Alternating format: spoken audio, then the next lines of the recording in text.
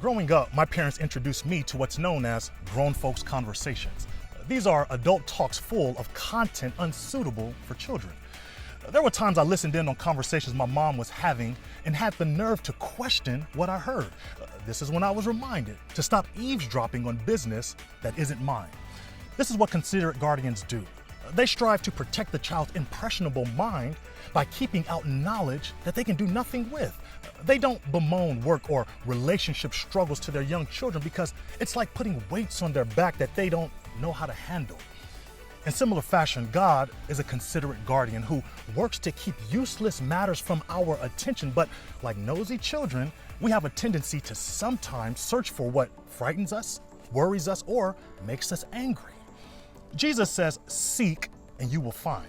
He didn't specify. He simply says, if you're looking for it, you're going to find it, whatever it is.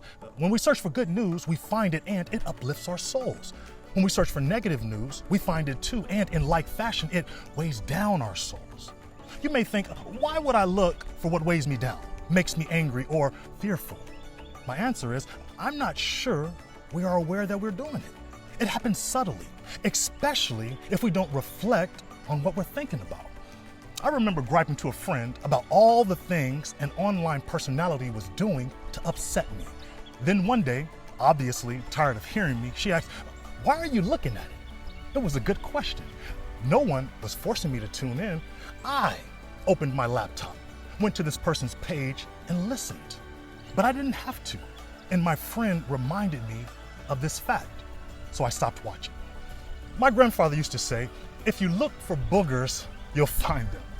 Searching for boogers can look like finding the negative in any situation, finding fault in people before you get to know them, finding harmful but non-existent reasons to not take leaps of faith, or finding something that makes your blood boil and choosing to watch.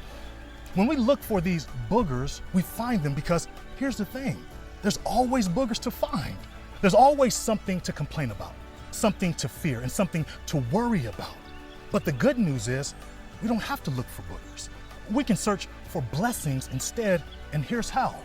The Apostle Paul says, finally, brothers and sisters, whatever is true, whatever is honorable, whatever is just, whatever is pure, whatever is pleasing, whatever is commendable, if there is any excellence, and if there is anything worthy of praise, think about these things.